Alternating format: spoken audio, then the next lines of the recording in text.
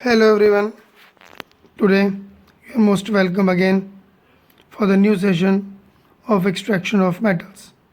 We were discussing about refining of metals. So we have already discussed about 2-3 methods like liquefaction, poling and electrolytic refining. Today we are going to start with the new topic of refining of metal, and that is zone refining method. This method is used when metal of very high purity is required. This method is based upon the principle that impurities remains in melt. Melt means any metal which is neither in the solid state nor in the liquid state. It is the intermediate state between solid and liquid state, that is called as melt. In this method, a metal rod is placed inside a small high frequency induction furnace. A small part of metal is melted to form melt. The furnace is slowly moved along the rod. The pure metal is recrystallized out and impurities remains in melt, which moves along with the melted zone. The process is repeated several times. The end of the rod where impurities have collected is cut off.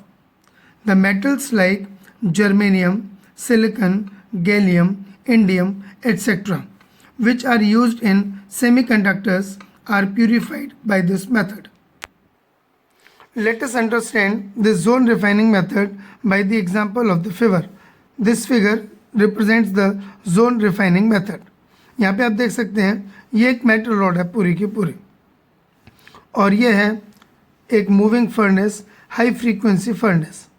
ये है molten zone. यहाँ पर रिक्रिस्टलाइज्ड pure metal और इस तरफ है pure metal.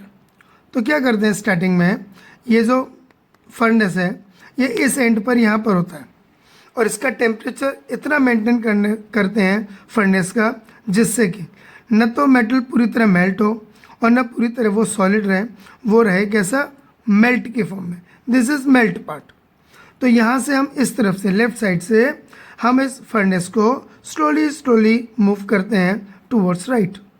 तो जैसे से धीरे धीरे ये फर्नेस मूव करता है, मेल्ट उसके साथ धीरे धीरे मूव करता है और बाकी पीछे साइड में प्योर मेटल रिक्रिस्टलाइज होते जाता है और लास्ट में ये फर्नेस यहाँ पर आ जाता है.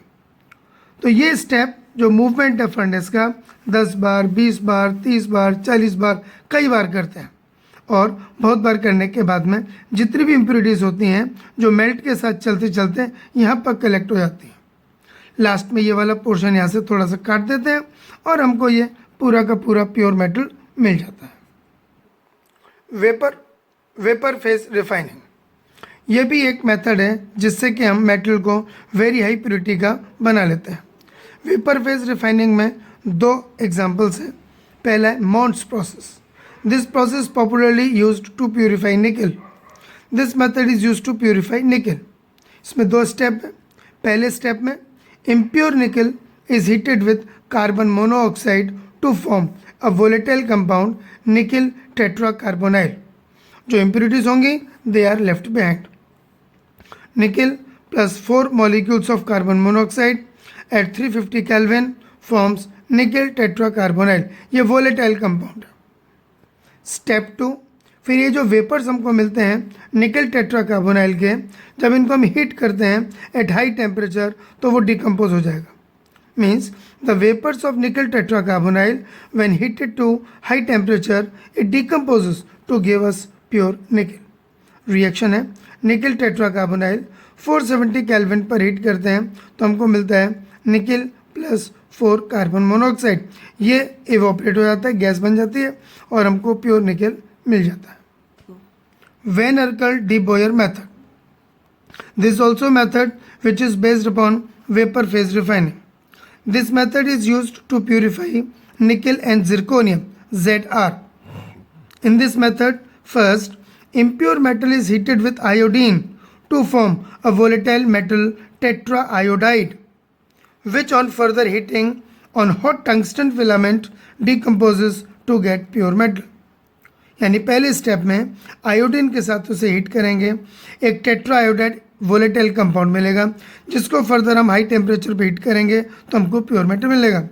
रिएक्शन है, impure zirconium is heated with iodine to get zirconium tetra iodide, जिसको 1800 केल्विन पर टंगस्टन फिलामेंट के साथ हीट करेंगे तो हमको मिलेगा प्योर जिरकोनियम और iodine. Similarly impure titanium on heating with iodine at 525 Kelvin we get titanium tetraiodide, फिर जिसको हम 1675 केल्विन पर टंगस्टन फिलामेंट पे हीट करेंगे तो we will get pure titanium और आयोडीन एवोपरेट हो जाएगा।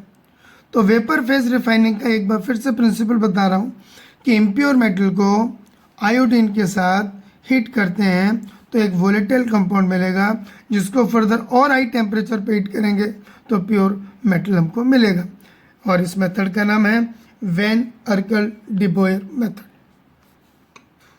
फिर है method, sixth method to purify metal and that is chromatographic method. Chromatography is a technique by which we can separate the components present in even very less quantity by the principle of relative adsorption।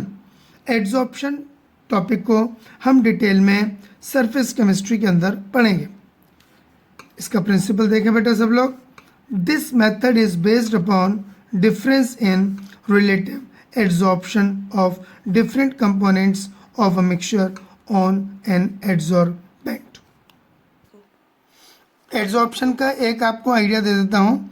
Adsorption is a surface phenomena और इसके अंदर दो चीज़ें होती हैं, adsorbate और adsorbent. Adsorbent वो substance जो एडजॉर्बेंट की सरफेस पर एडजॉर्ब हो जाए।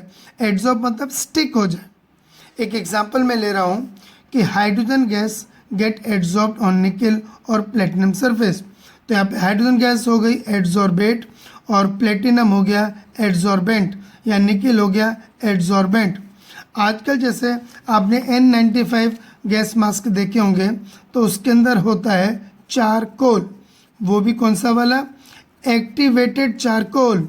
ये एक्टिवेटेड चारकोल होता है एडजॉर्बेंट और इसके अंदर जितने भी पॉल्यूटेंट होते हैं और माइक्रो ऑर्गेनिजम्स होते हैं वो एड्जॉर्ब हो जाते हैं, तो वो सब हो जाएंगे कौन, एड्जॉर्बेट।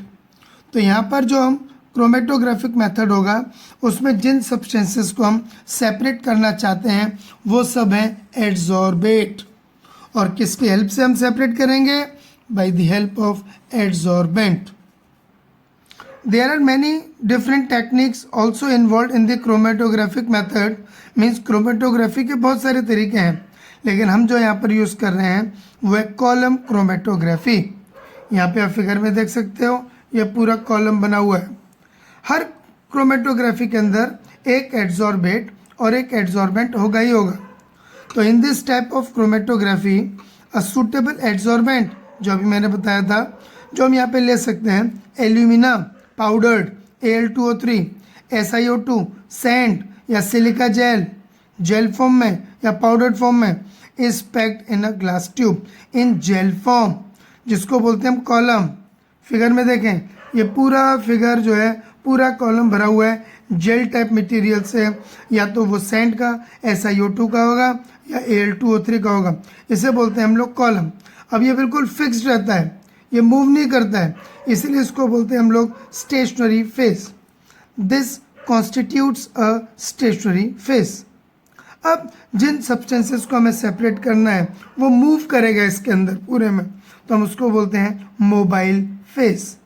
इसे देखें, the mixture is dissolve. Mixture मतलब वो मेटल्स का मिक्सचर जिसमें से कि हमको उन मेटल्स को सेपरेट करना है, that is dissolve in some suitable solvent and added to this column from the top, या ऊपर से हम उसको डाल देंगे यहाँ पे। तो जब वो सॉल्यूशन यहाँ से बहता हुआ जाएगा नीचे की ओर, जब फ्लो करेगा नीचे की ओर, तो अलग अलग मेटल्स यानी कि अलग अलग एड्जॉर्बेट अलग अलग जगह पर जाकर के एड्जॉर्ब हो जाएंगे, जो कि डिपेंड करेगा उनके रिलेटिव एड्जॉर्बिंग स्ट्रेंथ के ऊपर, रिलेटिव एड्जॉर्बिंग पावर के ऊपर।